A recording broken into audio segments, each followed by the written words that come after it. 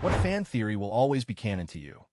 Story 1: The Courage, the Cowardly Dog Theory. Everything that happens is a pretty normal occurrence. It's just being filtered through the eyes of a dog. Their house is in the middle of nowhere, and crazy, scary strangers just keep showing up. He saves his people from them, just like my dog saves me from the mailman. Story 2: In the Deathly Hallows. The locket is shown to make its wearer irritable and hostile. Because it's a Horcrux. The reason the Dursleys are so extremely unpleasant is that they've been living with Harry, who is later revealed to be a Horcrux for over a decade. Story 3: Ron was Hufflepuff, Hermione was Ravenclaw, and Harry was of course Slytherin. Everyone who is sorted into Gryffindor chooses it, because anyone can choose to be brave. Story 4: The Eternal Happiness Theory of the Pokemon anime. Basically, in episode 1 of the show, Ash sees, which is later stated in a Pokédex entry, to grant eternal happiness to whomever sees it. Ash's eternal happiness is being able to be a kid and explore with his Pokemon forever, which explains why he never ages past 10. I just like it better than the stupid coma theory, quite frankly. Caillou has cancer. This is why his parents give him everything and tolerate his relentless whining and complaining. This is evidenced by his bald head and sickly complexion. It's actually quite tragic. Edit fix a typo. Story 5: Luna Lovegood left the wizarding world to live among the Muggles, who she had always been fascinated with. While there, she made a living as an author under the pseudonym Joanne Rowling. Story 6: Pinky and the Brain One is a genius. The other is insane. It says it right there. Brain is the insane one, megalomania, and Pinky is the genius who always manages to foil his nefarious schemes while maintaining the appearance of being a doddering fool, so Brain never catches on and gets rid of him. Story 7: There's a theory from some comic book that Superman doesn't have the powers of flight, super strength, invulnerability, heat vision, etc. He only has super psychokinetic abilities. That is, he can move stuff with his mind.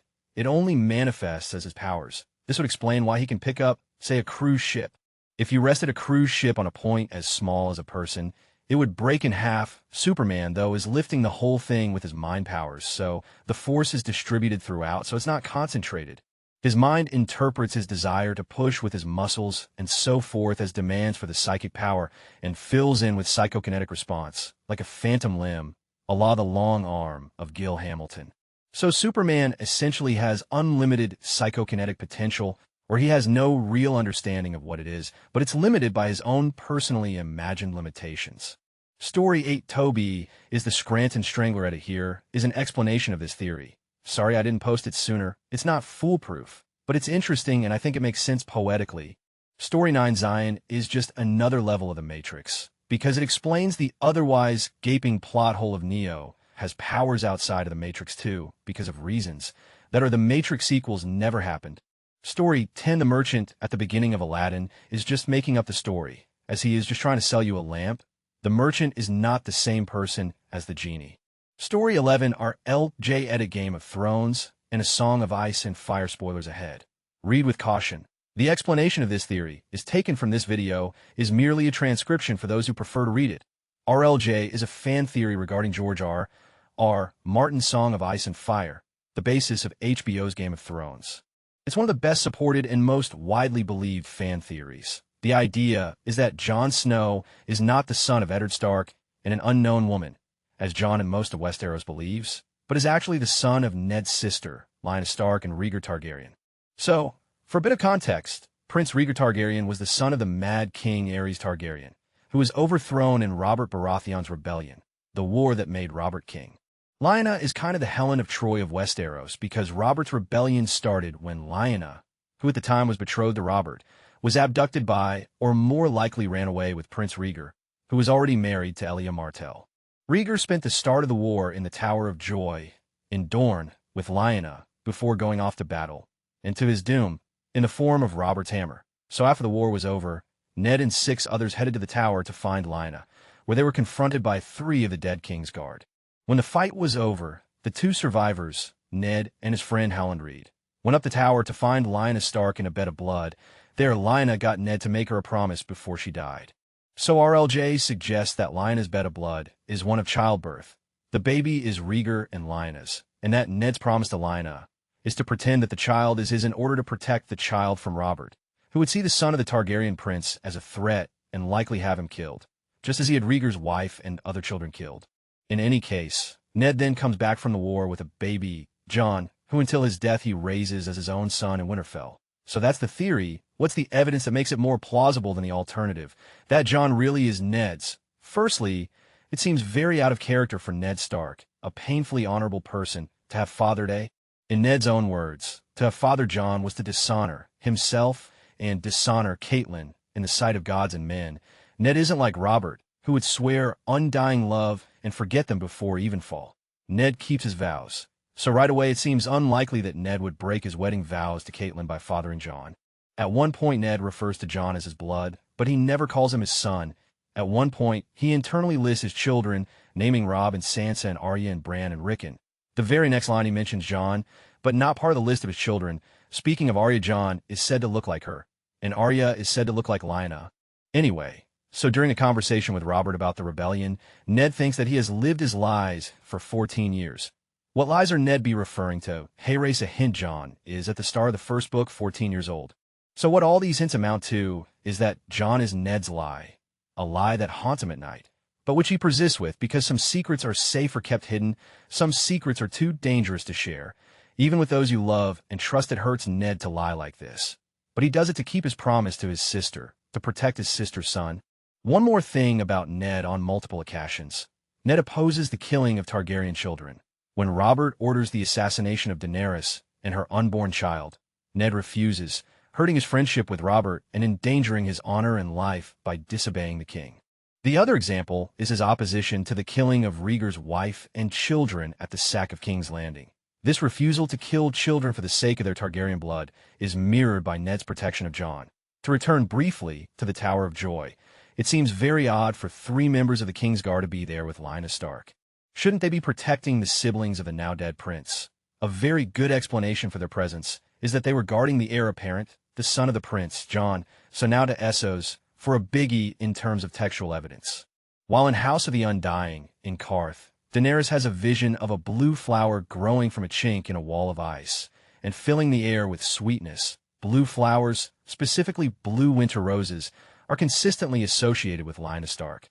At the tourney of Harrenhal, Rhaegar selected Lyanna as the queen of love and beauty over his wife and presented her with a crown of blue winter roses.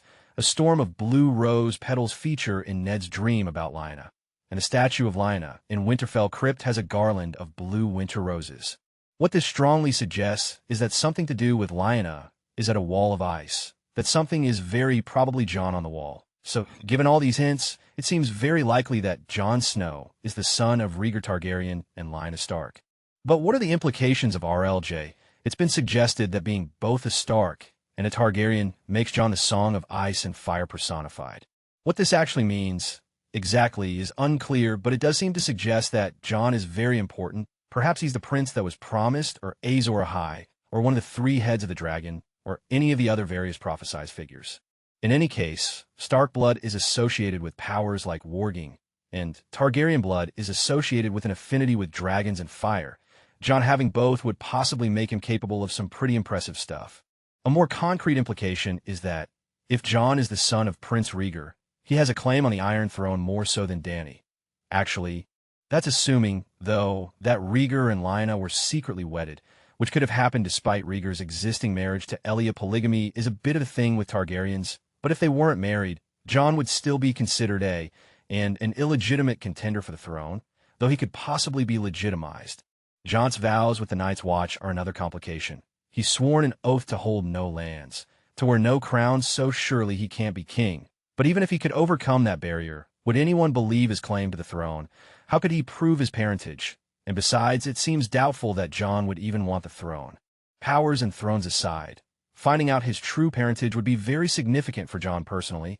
He's always struggled with rejection from Cat, alienation from being and the difficulty of not knowing his mother. Finding out his true parentage would undoubtedly be a big deal for him, if not for all of Westeros.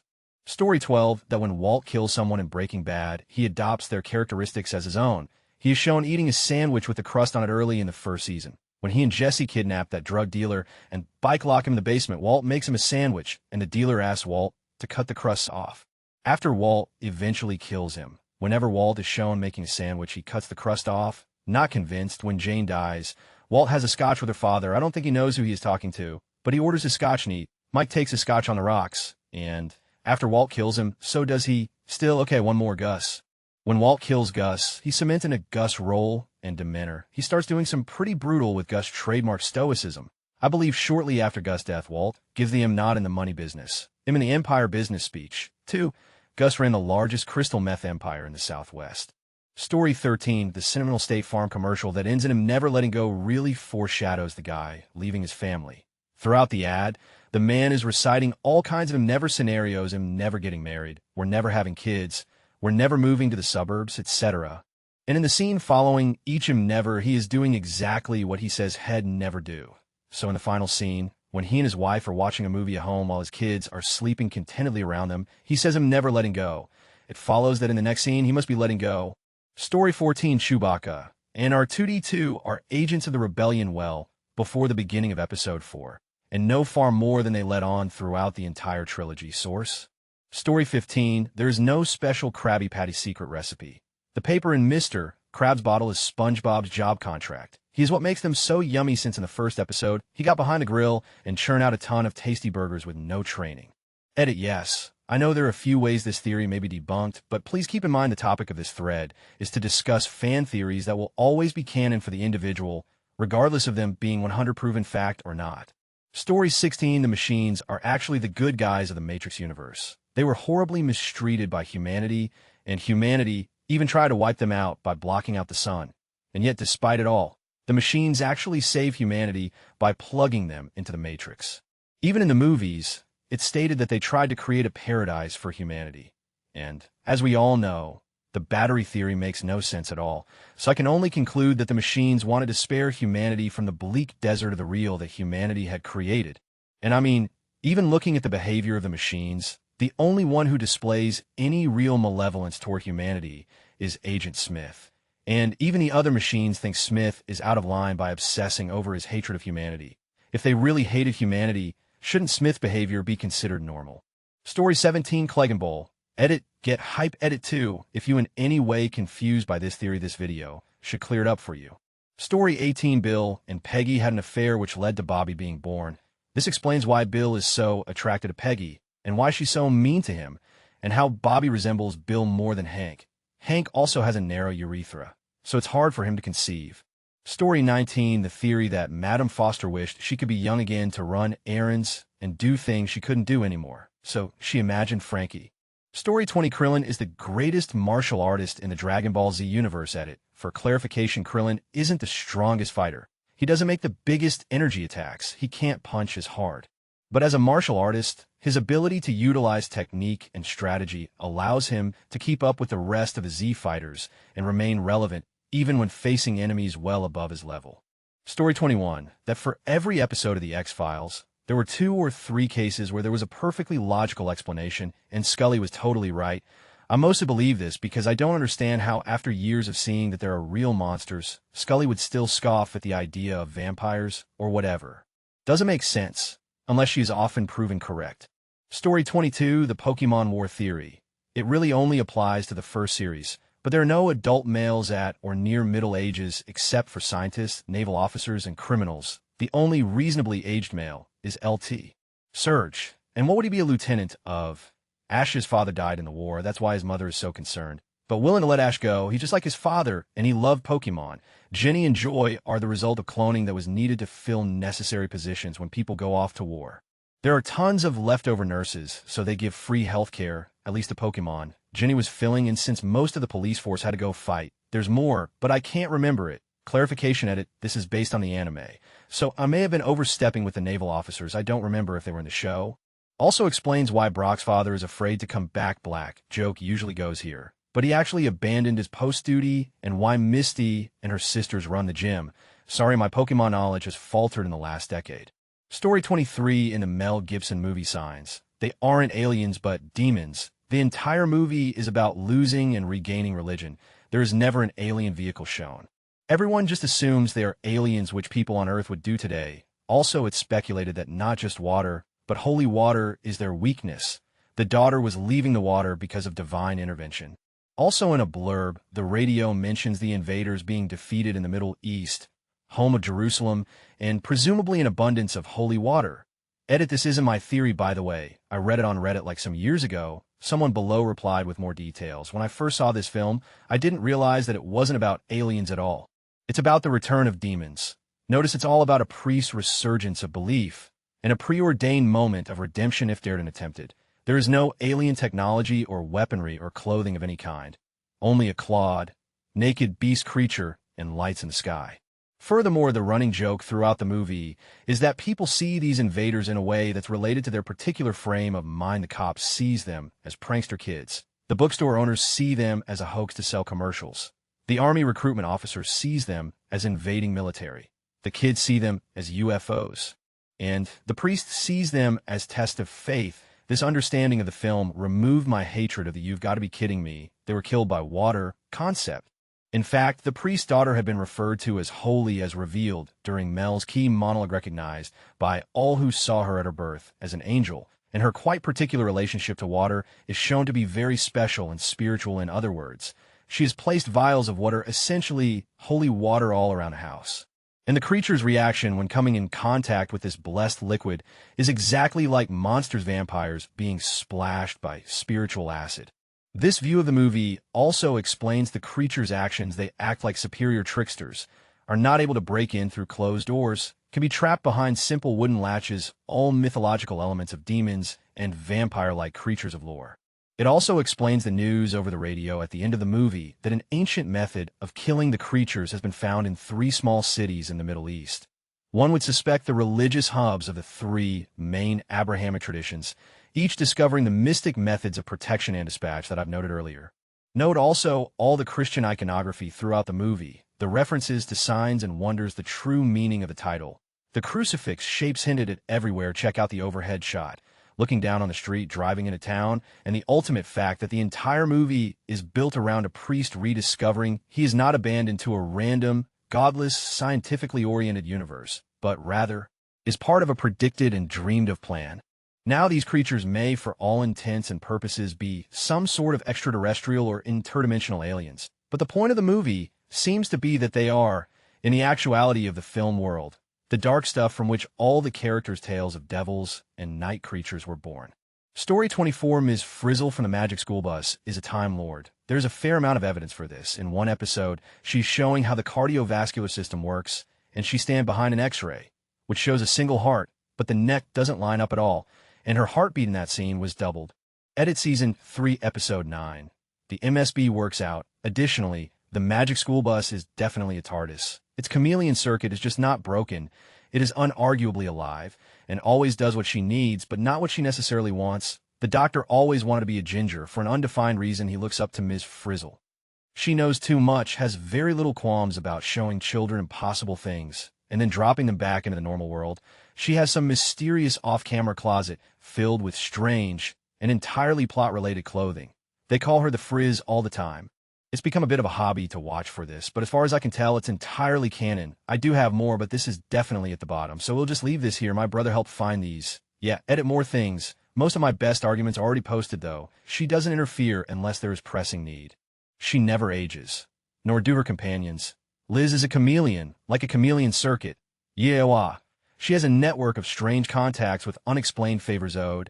She never rules anything out explanation-wise, although it usually ends up being science. The bus is always malfunctioning for various reasons. She has a frequently occurring catchphrase. None of her students have ever actually died, and they've never run out of time in a project, which lead me to suspect that she goes back and changes events if anything goes wrong. The school bus has mysterious control over its place in space and time. And there was that one episode where they just built a planet because they wanted to demonstrate gravity. Season 4, Episode 8. The MSB gains weight. The casual grasp of the laws of reality is very Time Lordian. There's so much stuff, but I can't remember all of it right now. We'll see if I can make my brother help. For science. And this isn't that she's the Doctor specifically, but she is most certainly a Gallifreyan.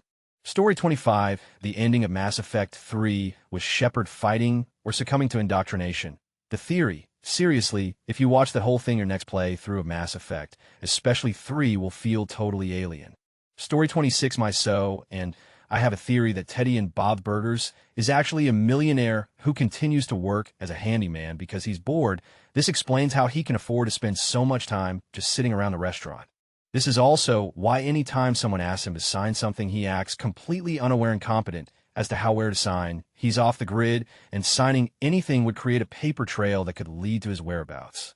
Story 27, this one isn't a spoiler. Luckily, in Community, the show is about a group of 7 friends going to a community college. They meet in a study room all the time and never study there, but just talk and hang out there. There are 7 of them and 8 chairs.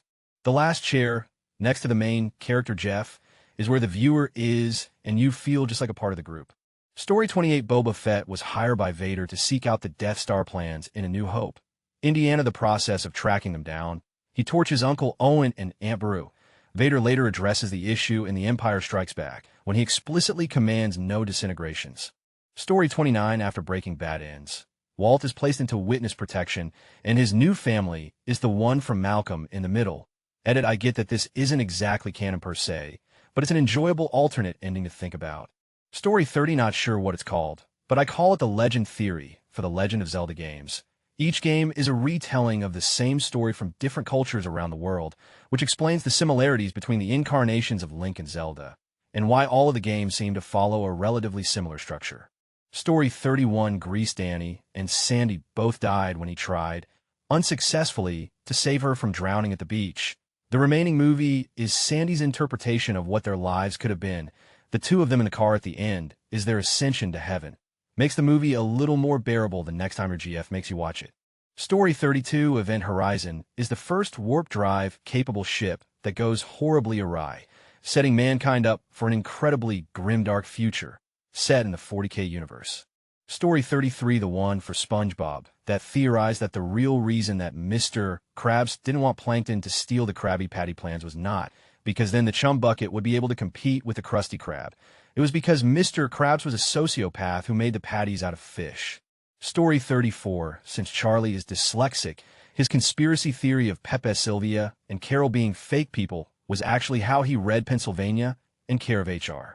Story 35, during the rescue of Princess Leia, Vader orders Imperial forces to allow the main characters to escape so that they can be tracked to the secret rebel base. The very accurate stormtroopers follow orders, and our heroes get away, eventually leading to the destruction of rebel forces on Hoth. This order is in place for most of the original trilogy and explains much of the Empire's seemingly odd behavior as described here. Story 36, Franklin Richards, is the reason people in the Marvel U stop aging. He hit 7, and his reality-warping power froze the heroes in a state of arrested development at their prime of roughly 10 years after the FF got their powers.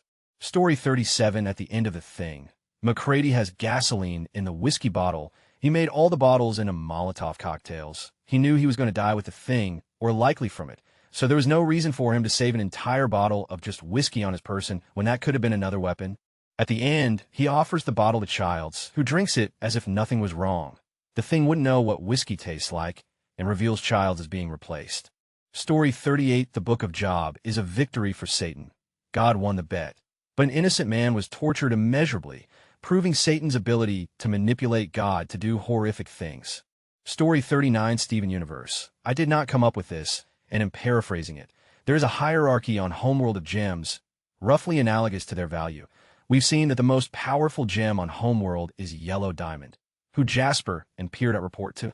The Crystal Gem's former leader, and Steven's mother, was Rose Quartz, an extremely common gem, completely lacking in value. On Homeworld, theoretically, should be low on the power structure. Yellow diamonds are extremely valuable, but what is the most valuable gem on Earth? The Pink Star Diamond. Rose Quartz and Steven's stomach have a pink gem is in. Hers has a star around it, while his doesn't. He wears a star t-shirt instead. Also, she's pink. Theory. Rose Quartz is the alias of the deposed renegade leader of Homeworld, Pink Star Diamond, who fled to Earth, defended it, and died fused with Steven. Steven is the royal heir to the throne. Story 40, that Marty died in the tunnel getting the almanac from Biff's car. Doc heard about this and went back in time just long enough to be at the end of the tunnel to drop a rope ladder in time. Saving that timeline's Marty. How else would he know? Story 41, when we read Hamlet in high school, I was convinced that Horatio was a figment of Hamlet's imagination. No one really gave a, but I made a big deal out of it.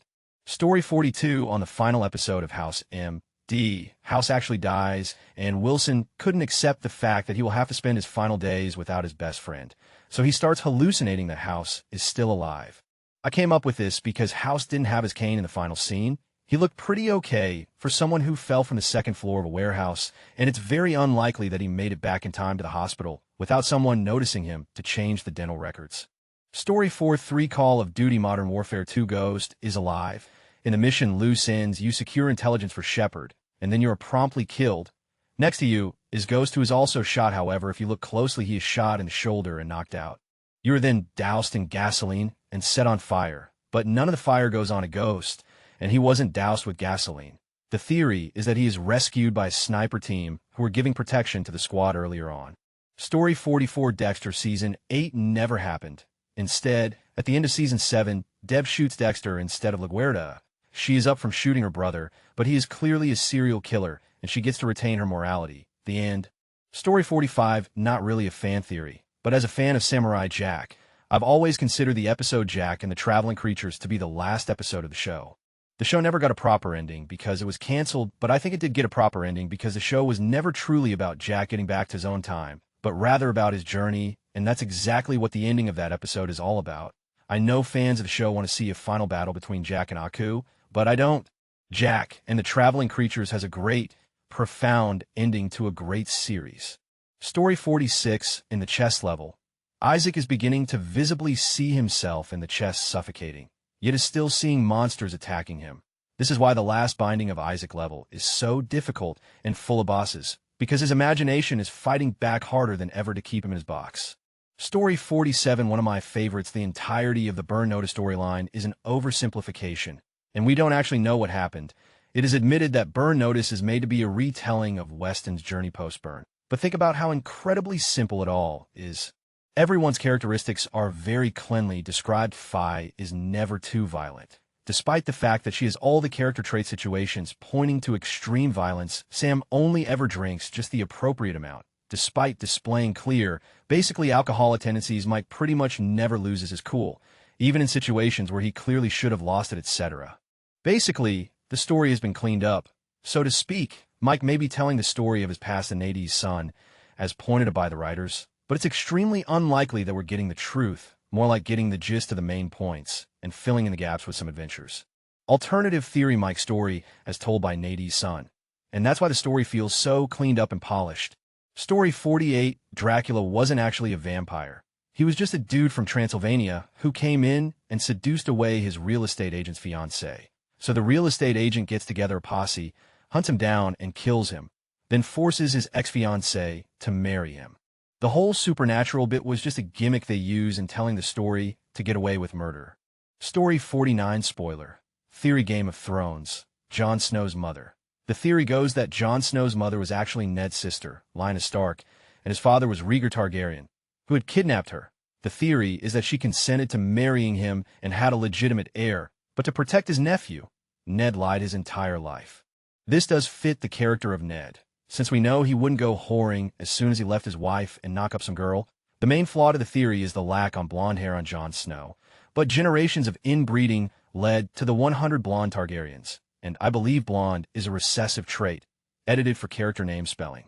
Thanks Mojito and Rubular. Sorry if this has been shared, but with 372 comments currently, I didn't look through them all. Story 50, Metal Gear Solid 3. The entire game you play as Solid Snake, not Naked Snake Big Boss, in a VR mission detailing the events of Virtuous Mission and Operation Snake Eater. Firstly, Snake mishears Zero at the very beginning virtual mission. Next, if you kill Ocelot after your first fight, it causes a time paradox that Colonel Campbell scolds you for, not Major Zero. Plus, Rakoff looks exactly like Raiden, who was likely thrown into the simulation as a joke from Otakon.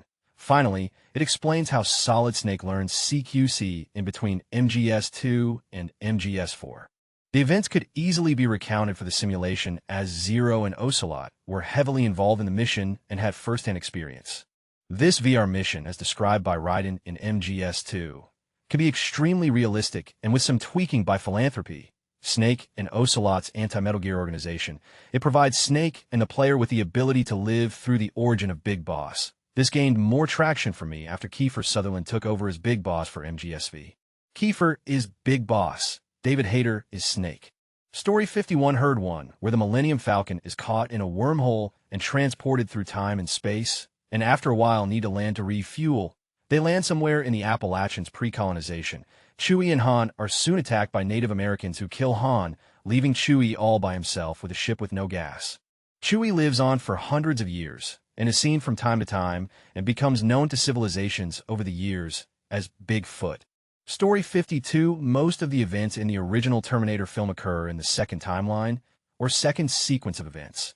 And originally Kyle Reese was not John Connor's biological father, because before time travel was utilized he couldn't be, which means the original John Connor defeated the machines thanks to his own ingenuity and luck. Whereas the John Connor we see throughout most of the films is biologically different, he's a completely different person, and he only succeeds because he's following the path set out for him based on what he's been taught he must do. Story 53, the Q Continuum, are actually humans in their final evolved state. Humans continue to evolve, and at some point in the far distant future, evolve into energy beings. At this moment, our species becomes omnipotent and instantly exists within all time and space, meaning the Q have always been. As from that point on, we were able to traverse time as easily as crossing a room. Q appears on board the Enterprise because he knows these are his ancestors, but outright telling them would cause problems, so instead they just hint at it here and there. We see this form of evolution happen in another species. The man that Crusher falls for evolves into an energy being on the bridge. Further, we know from Wesley's emergence that he is on the fast track to evolving as well. Individuals will make it before the whole, but once the majority of humans evolve, we will become the Continuum. Story 54, possible Game of Thrones, Season 4 ASOS, spoiler Tywin Lannister, was definitely poisoned by Oberyn Martell while they dined. I think the evidence is solid, and if Tywin truly was poisoned, Tyrion's actions resonate so much harder with who he is as a character. His final act with his father is actually sparing the man a terrible death, but it will go unnoticed and unthanked like every other thing he's done in life. For those unaware of the theory, Oberyn Martell probably poisoned Tywin Lannister, and he did it at a meal they had together some days before Joffrey's wedding to Marjorie. The poison works by shutting down a man's bowels, so his own waste builds up internally, killing him slowly and painfully. It explains why Tywin rots and stinks so horribly at his funeral, which was only mentioned in the books. Race a link to all the pertinent quotes from the novels to back it up. Story 55, The Mean Girls. The reason Regina spread rumors that Janice Ian was a lesbian is because she misheard Janice saying she's Lebanese. At the end of the movie, Janice tells that math dude that she's Lebanese, and a younger Regina would be dumb enough to mistake the two words. Story 56, The Lion King Theory, with Simba and Nala's son Kopa, only ever seen in the novel series, being murdered by the antagonist of the second film's era. It's very likely that it did happen from what I've read, and although they completely replaced him with Kiera in the sequel, there are many theories I've read that completely tie up all loose ends for there to be one storyline, without plot holes that includes him. Story 57, in the Dark Souls universe, GYWN linked humanity to the bonfires, thus committing the first sin, and preventing humans from being one with the dark in their souls. See this video giving a good explanation. Most of his other videos provide really good insight into any of FromSoft's games.